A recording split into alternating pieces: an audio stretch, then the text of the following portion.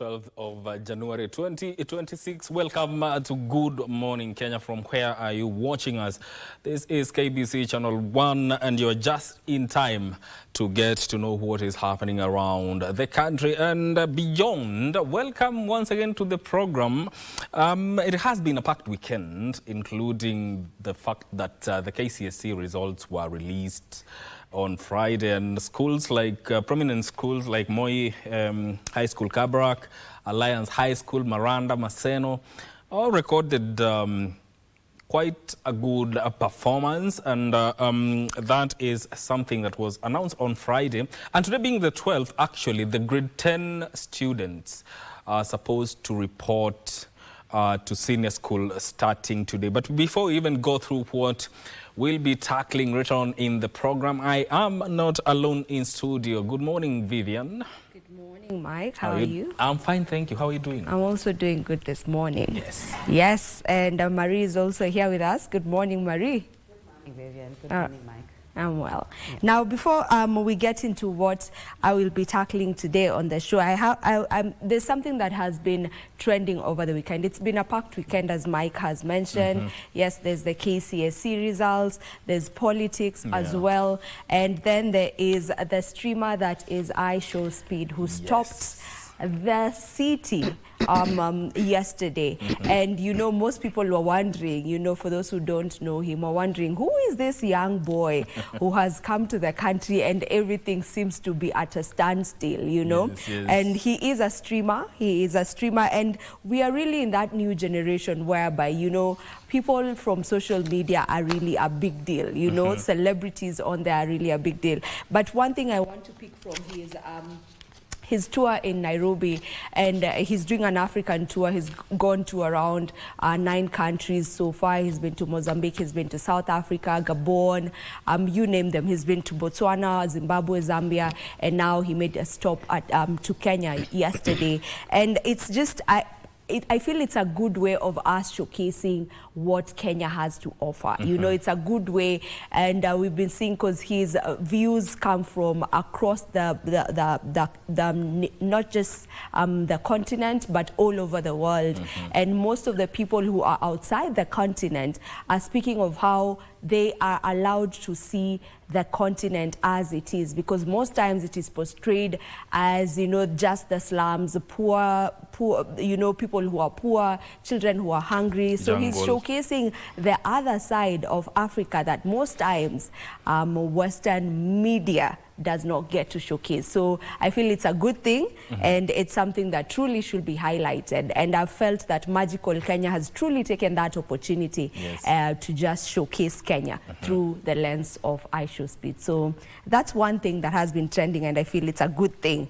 Now, that aside, I want to get on to what we will be talking about this morning, and we will be looking at resolutions, but this time round, we are looking at it from the financial perspective. How are you planning yourself financially? How are you working towards ensuring that you're working with your budget so that you are able to achieve your financial goals for the year 2025? That will be our conversation, and I will be joined by one John Kamau, who is the head of business development, Avocap Asset Managers, and then we'll have Priyanka Shah, who's the co-founder and chief operations officer of the same. You definitely want to stay tuned for that. Indeed. To know how you're planning yourself money-wise this year.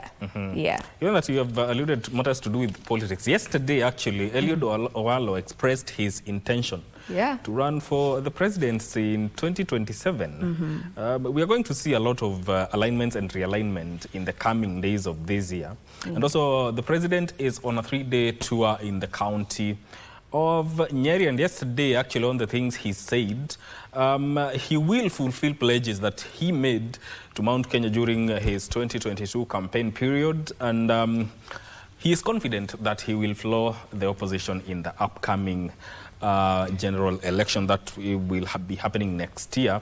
When it comes to matters building, and this is something that we addressed last week, yet another building did collapse in Karen.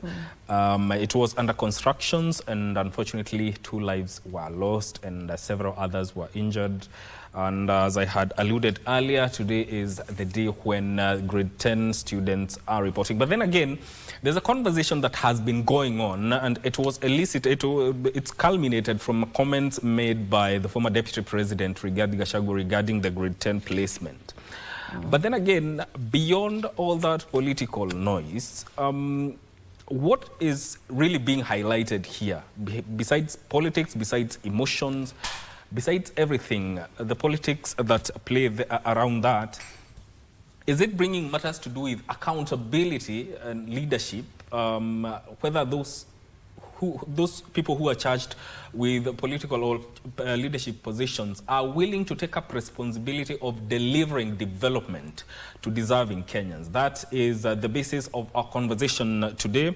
And David Alulu, who is an economist and political analyst, Innocent Musumbi, who is a political analyst, Dr. Billy J. Omero Sibor will be joining me together with His Excellency Francis Mwangangi, who is the Deputy Governor, Machakos County, just to talk about this issue, that beyond politics, what lies besides or beneath that conversation when it comes to service delivery to Kenyans. Before I hand you over to Marie, let me give you a quote to start your day. Every accomplishment starts with the decision to try. Every accomplishment starts with the decision to try. That is a quote by John F. Kennedy, who was an American president. Good morning, Marie. Good morning, Mike, and good morning to all of you joining us from across the country. And yeah, we'll be bringing you up to speed with what is happening in the news, including what Mike has already mentioned, and that the president is on a tour of the Nyeri County. My colleague, that is Giverson Maina, has been on that beat and is traveling with the president to just give us details of what will be happening there. And yes, Eli Dowalo has, announced his intention to run for presidency. All that will be coming up in the news this morning. But I just want to go back to what Vivian, you touched on, and that is Aisha Speed. Probably people of my age wouldn't expect me to know what is happening in as far as Aisha Speed is concerned, because, like you said, it's the young generation. It's the Gen Zs and all that. But he caught my attention some weeks back, and I've been following, and you can't believe it. Yesterday, I actually watched most of his the stream, his events, or at least his tour of Nairobi. I like him for his energy. He's authentic. He just does what he wants to do, and the fact that it is not so, can I say, choreographed? He goes where he wants. Yes, there's an itinerary, but he's been taken to more or less, like, say, every place that you'd expect a normal Kenyan to be, Kenyatta Market.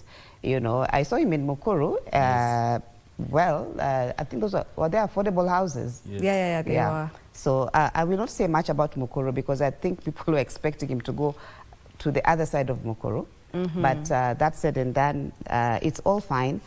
But what actually caught my attention is the fact that on social media I would see Americans talking about, like, we were lied to.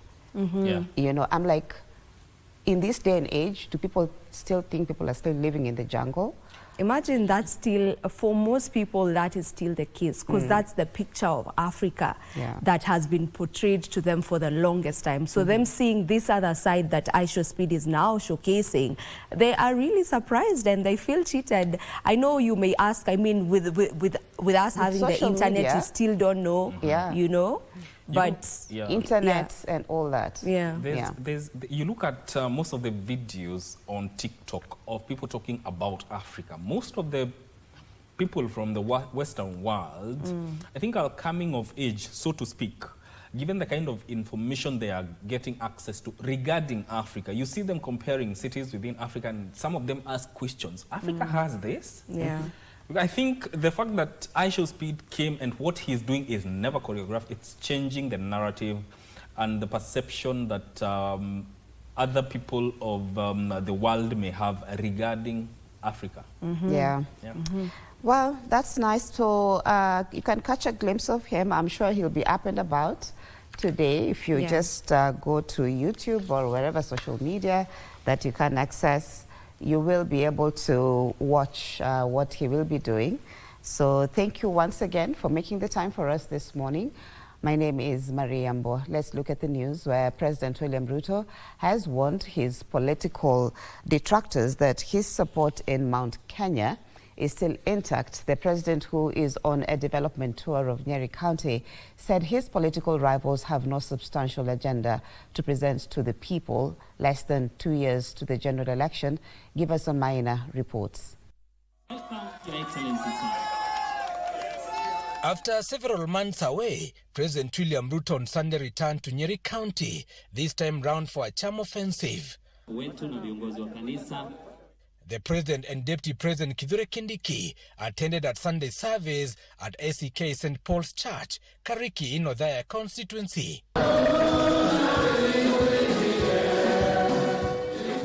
When he took to the podium, the President said his administration had worked to raise earnings on tea, coffee and milk for the farmers in the region and the country at large. Pia tumekubaliana na huyu waziri ya kwamba kwa sababu Kenya ni watu wa bidii, tuko na kahawa, tuko na chai, tuko na avocado, tuko na mazao mengine ambayo tunauza nje ya Kenya. Ni vizuri tutengeneze soko. Waziri na mwenzake Lee Kinyanjui sasa wanamalizia mkataba ya kufungua soko kubwa ya China. Accompanying the President, Agriculture Cabinet Secretary Mutahi Kagwe urged the Mount Kenya region to re-elect President Ruto in 2027 to ensure continuity of the development projects. Hapa, Your Excellency, we have a small problem as I call it. Hapa mtu anashaguliwa one term. Nimewasihi watu wetu tuanze kuangalia hata viongozi wale tuko nao, hata MCAs, sio tu MPs, even MCAs. Tunaangalia wale ambao wanafanyia watu kazi, tunawarudisha kazi. We will develop Kenya because we will vote for a president and we will vote again for the same president and vote again. The Kenya Kwanza allies are also challenging the Nyeri governor to declare his stance on the 2027 elections. Nataka tuobee gavana wetu, kwa sababu gavana wewe ndio unatuongoza. Huwezi kuwa pande hii na pande hii unakuwa watermelon. Wacha tukue na msimamo ndio Nyeri yetu iendelee. Mimi nilimpigia kura akawa rais, na nyinyi mimi sijasikia rais mwingine. Kwa hivyo mimi bado niko na rais. Unaelewa? Na kama governor ni lazima nije nipokee rais, tuongee mambo ya serikali na tuko kazi. Siasa ikifika, mimi watu wa Nyeri wakiona sijafikisha miaka ya kwenda nyumbani wataniambia. The head of state would later address Othaya residents during a stopover where he said his ties with the mountain are intact. Sasa sikizeni, unajua kuna watu wengine wanaota ndoto ya mchana. Ati wanafikiria ati watalete makelele, walete fitina, wafanye vitimbi, ati mimi nikosani na watu wa Nyeri. Hiyo ni ndoto ya mchana. Hiyo haiwezekani. Urafiki mimi nimejenga na watu wa Nyeri ni urafiki ambayo tumejenga kutoka mbali. Siasa sio kelele, siasa sio matusi, siasa sio kiburi, siasa na uongozi ni kazi. President Ruto said the opposition figures have no agenda but empty political rhetoric. Si mnajua Rais Mwai Kibaki alinifanya waziri wa kilimo? Ama namna gani? Si ndio? Na hiyo kazi ya kilimo nilifanya ama sikufanya? Si nilifanya? Ama namna gani? Sasa hawa watu nitamalizana na wao asubuhi na mapema. These ones. The president is in Nyeri County for a 3-day walking tour. President William Ruto has slammed his critics, especially from the Mount Kenya region, saying no one will come between him and the people of this region ahead of the 2027 general elections. Giverson Minor in Othaya, Nyeri County. Thank you, Giverson Minor, for that report. Of course, Giverson Minor is still in Nyeri. He'll be bringing us up to speed with what will be happening there today.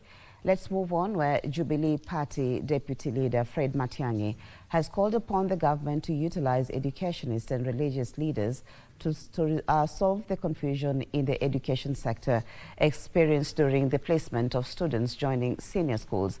Meanwhile, DCP Party Leader Rigathi Gachagua is accusing the Kenya Kwanza administration of continuously using police to harass and intimidate him. Speaking during the commissioning service for more than 130 PCMF members in PCEA Mugoga Church, the Jubilee Party Brigade implored the Ministry of Education to reach out to educationists in solving the confusion surrounding the placement of students joining senior schools. Sasa muite hawa wote wasee wa kanisa, viongozi, professional leaders kwa room. Wengine wawaeleze the pain and the challenges that the parents are facing. Can we solve this chaos that you have created in the education sector? Timu ambayo mnaona ya Fred Matiang'i haina vita. Sisi tukiona vita tutaondokea. Separately, DCP Party Leader Rigathi Gachagua, while attending a church service at AIPCA, Kiamoria in Gatondo South constituency, decried continued misuse of police officers to intimidate members of the opposition.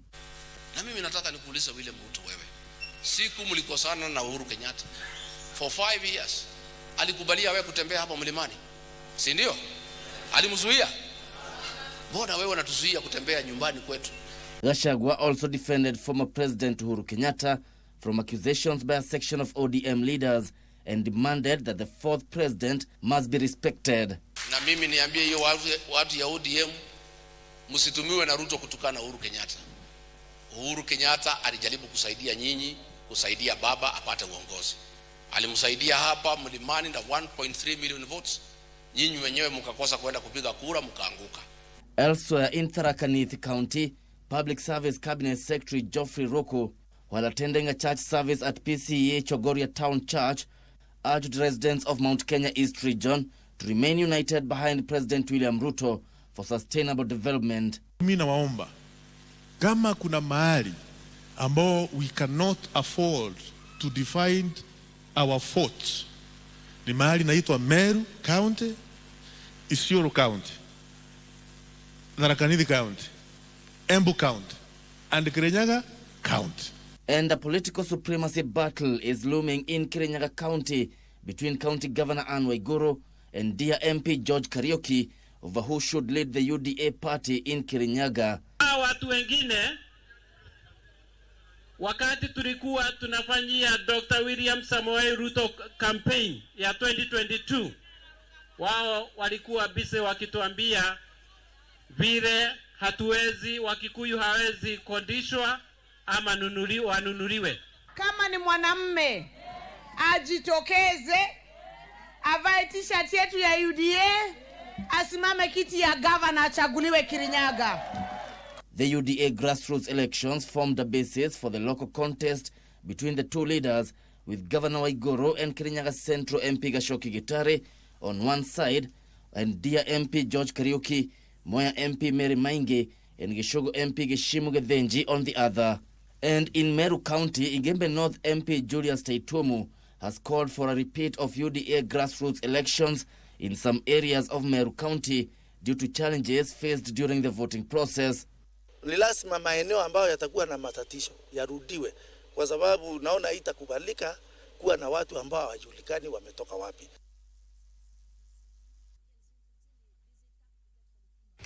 The Deputy Chief of Staff in charge of delivery and government efficiency, Eliud Owalo, has declared his intention to run for the presidency in 2027.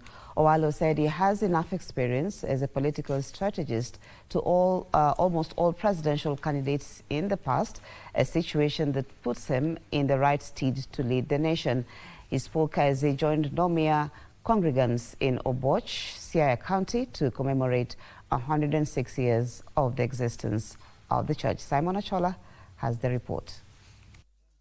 Eliud Owalo is the latest politician to show interest in gunning for the country's top seat in 2027. Limited to Nomia Church, which is my church of birth, a church which was started by my grandfather, I've today made a deliberate and conscious decision that cometh the year 2027, I'll be submitting myself as a candidate for purposes of the presidential race in the elections for purposes of the presidency of the Republic of Kenya. Owalo, currently serving as the Deputy Chief of Staff in charge of delivery and government efficiency in the Executive Office of the President, said it was time he put his immense experience as a think tank behind many presidential campaigns into his own bid.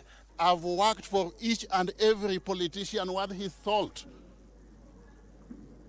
in this country, and I've done my bit. But come 2027, I want to change the paradigm. I will not continue working for political individuals, but I want to work for the Kenyan people, the Kenyan masses. The 58-year-old former ICT Cabinet Secretary will launch his political party in the coming weeks as he seeks to become the 6th president of the country. He, however, wants Nyanza region to be more accommodative to more political parties, as it will enhance election of leaders based on their track records. We cannot be in a multi-party era. Then we continue subjecting the people of Nyanza to a political monolithic, where one political party has got monopoly power and is lording it over everyone else. His bid is likely to be centered on development and actualizing of 10 major projects in Nyanza region. The projects include Koru Soin Dam, extension of the SGR from Naivasha to Malaba, and dualling of Rironi-Londiani Highway to Busia via Eldoret and Kisumu. The next project I've talked about is the revival of the sugar industry so that our sugar factories can again attain optimal capacity utilization levels, with the attendant benefits accruing to sugarcane farmers to sort out some of the myriad challenges the people are facing. And in the same regard again, the revitalization of the rice sector and also the cotton industry. Cotton needs to be a major cash crop in this region. Owalo spoke as he joined Nomia congregants in celebrations of 106 years of existence of the church. The church has a membership of over 2 million faithfuls. More than 1 million learners will begin their senior school journey on Monday amid calls on the government to grant the request of hundreds of thousands of students seeking the review of their placements. The Elimu Bora Working Group says the decision to deny the request is a false start to the next phase of the competency-based education. Approximately 1.13 million curriculum-based education pioneer learners will be reporting to senior school starting tomorrow, Monday 12th. But some face a risk of missing their slots due to a systematic failure on the online placement system after being placed on the wrong pathways or distant day schools. We do not seem to have prepared adequately for this transition, and there's a lot of confusion that is coming out as a result. 355,457 students applying for review of their placements by December 2025. Sadly, 143,821 students had their appeals rejected for various reasons, including overcrowding in some of the so-called elite schools, public schools. Addressing the media on Sunday, the Elimu Bora Working Group disclosed that the placement breakdown is not the only challenge, as some learners have their KGC academic transcripts withheld by their former schools over outstanding arrears. Some schools, senior schools, have requested that they go with the stamped transcripts, and we see a number of these students being forced to either clear outstanding arrears in terms of illegal fees and all manner of requirements from their former schools. There are some who even lost books which somehow they got misplaced, and as we speak they are not able to be cleared. Huu mfumo ulipokuwa hauwezi kufanya kazi, wizara iliagiza walimu wazazi waweze kwenda kutafuta shule katika the respective schools, which has exposed parents to a lot of corruption. The lobby group alleged that the system was rushed, with some senior schools lacking essential infrastructure. A comprehensive audit of its automated placement process and system to guarantee transparency and incorporate greater flexibility for learners' choice and welfare.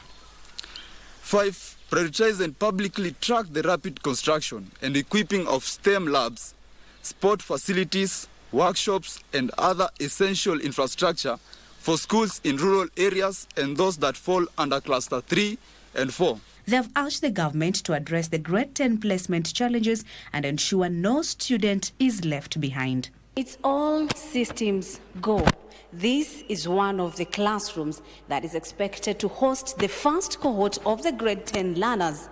Yet 200s of learners are still uncertain if their dream to join their dream senior school will come to a reality. My name is Kasichana Masha.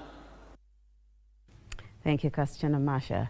As celebrations of the 2025 KCSE results continue across the country, one man in Homa Bay County has drawn attention for proving that it's never too late to chase an academic dream. At 50 years old, George Ochieng Okumu from Radiro Village in Homa Bay Town Sub-County is all smiles after scoring a D+ in the KCSE examinations more than 3 decades after he last sat for a national exam. Okumu did his KCP back in 1992. Life, however, took a different turn, and for years, he says, the lack of a Form 4 certificate closed many doors despite his skills and willingness to work. Let's listen in to this inspiring story. That is after many, many years, because I sat for my KCP in 1992. The joy in the Okumu household was doubled this year. George sat the KCSE alongside his second-born son, Brennan Arsen Ochieng, a candidate at Orero Boys High School, who posted an impressive mean grade of B-. My son got B-. He got B-, and we are still waiting to see what he's going to do. But he was telling us that he wanted to do a law. As for me, I'm not ashamed because he can now continue with these studies and open doors for many opportunities that he wanted to do. For father and son, revision time became a shared experience. We were just revising with him because we were the ones who were going to school and we knew most of the things. So we were just coordinating with him and my brother. And if there is something that we never know, we can just go to the internet, because nowadays you can access anything through internet and you get the good answer that you needed. Okumu says his son's discipline and focus inspired him to return to school even as he balanced family responsibilities and daily hassles. Since I left class 8, my life did not end from there. I decided to pursue life in various ways. I even got jobs with that class 8, but I could not go far because everybody who wanted even to employ you, what they could ask is a Form 4 certificate. So I've lost so many opportunities just because of this certificate called KNA Form 4 certificate. Now, with a KCSE certificate finally in hand, he's already thinking about the future. Today, it's like heaven has been opened for me, and I can say that I'm very happy, and I must pursue things that I wanted to pursue when I was still doing primary. I want to do something related to security. I might even decide to do criminology diploma. I will start it from there, or where it will be possible for me to start it. And as the 844 education system approaches its final years, Okumu is urging Kenyans, young and old, who dropped out of school to seize the moment and register for examinations while the opportunity still exists.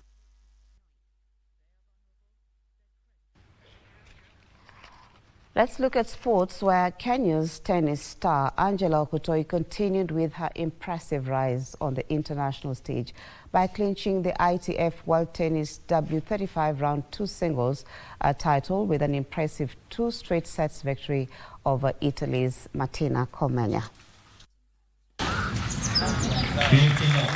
Against all odds, Angela Okutoi once again proved her class, edging out Italy's Martina Colmegna in a thrilling W35 singles final.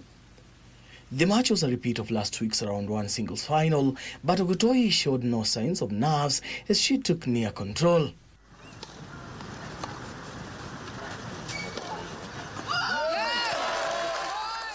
Displaying confidence and sharp shot making, the Kenyan dominated the opening set, claiming it 6-3. Kolmega returned with renewed energy in the second set, pushing Oktoi into a tightly contested battle. The Italian matched her shot for shot, forcing a tense tie break. But Oktoi held a nerve, narrowly taking the second set 7-6 to seal the match and secure the overall title. My ranking is gonna shoot, and that's been my goal ever since, to break top 400. So hopefully after this event, my ranking is gonna crack top 400 or even more. So yeah, I can't wait. Well, the attributes that I've taken is to always believe in myself and know that you're capable of doing anything, and just trusting in my game and just being mentally strong. Angela is a very good player here, so it's very difficult to beat her here. I tried my best, and I'm anyway happy about my match. The victory marks another major milestone for the rising Kenyan star as she continues to build momentum on the international circuit. Following the win, Oktoi now shifts her focus to other international competitions as she looks to improve her world ranking and strengthen her chances of qualifying for the Olympic Games. Well, that's where we bring the news this morning to a close. Thank you as always for your time and your company. And remember, the AFCON showpiece still continues in Morocco. That is the hosts, Nigeria, Egypt and Senegal, have made it to the semi-finals, which will be televised, or at least for those who can watch it. It's going to be on Wednesday. So thank you so much for your time. Once again, my name is Yambo, and we'll be bringing you up to speed with Matters News later on in the day. Good Morning Kenya continues with my colleague, Mike Migwe.